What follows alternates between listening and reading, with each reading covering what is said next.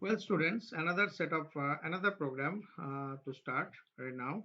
Okay, so this is actually how to calculate. How to calculate means you can say it will simulating like a calculator. Fine, it will simulating like a calculator. So how these things to be done? So here, this particular utility, what it will do is actually find out that whenever you are inputting two numbers, it will find out the sum, then it will find out the subtraction, result of subtraction, product, division.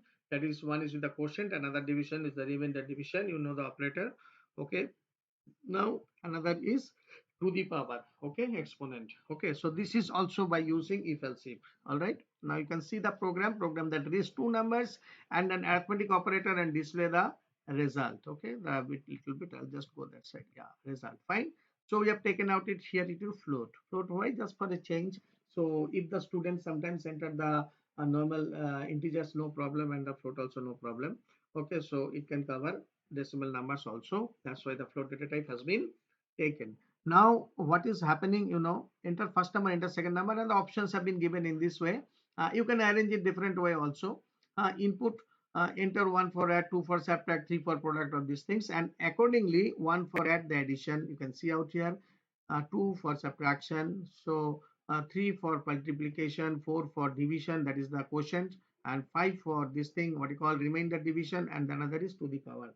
All right. So all these six are there, and if anything out of anything other than this, suppose 1 to 6 is my valid option, anything out of this if you are giving, other than this if you are giving, in that case it will display you simply one thing, what?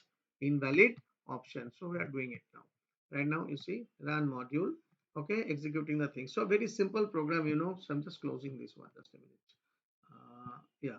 Now that's a very simple program. One, if you're entering, result will be sum. Two, if you're entering, result will be what you call subtraction. So like a calculator type. Okay, like we are doing in calculator, the same thing is happening out here. So these things are achievable by using if elif in Python. So easy to build a calculator, build an application out here. Okay, that is the usage of programming. That the programs you should learn, so you can create your own application. So the thing is there, suppose I'm entering two numbers 45 and 67. Suppose I'm entering now one, it is the addition. All right. Now again I am executing this program, you see, run module. Say I'm doing it as 6 for you. So first I'm entering 3 and then I'm entering the second number 4. So I'm giving 6, means it will calculate 3 to the power 4. All right. So 3 to the power 4 is 81. The string has to be written in such a way that people can understand. Who is not a programmer, who is executing your application, they can understand that yes, this program is of that. Now the thing is that another set of output I'm giving you, checking with you. Okay, run, say what you call remainder. Fine. Okay, so 10 I'm giving, sorry, I'm giving 50, and then I'm giving 5. So the remainder should be how much? So for the remainder, which option I should give? I should give 5.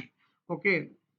So 5. The division of two number is 0 0.0, because nothing will be left, because 50 is exactly divisible by 5. So the simple thing happens. So whenever you do the programming, always your approach will be how simply you can solve the problem. That is very important for you. Okay, don't go for any complications and complicacy. As much as possible simple you keep your code, so it will help other to use your application. Okay, or anyone, if you are explaining, it will be easy for explaining the program or the explaining the coding for you. All right, now say I'm entering for say subtraction. So I'm entering here two numbers 34 and 56. So result will come what? Let's see, it will come in minus. Okay, no matter, minus is well accepted. That is not the thing. So this program I think will teach you a lot of things regarding if else if, and other programs which I have shown you today, the tax calculator.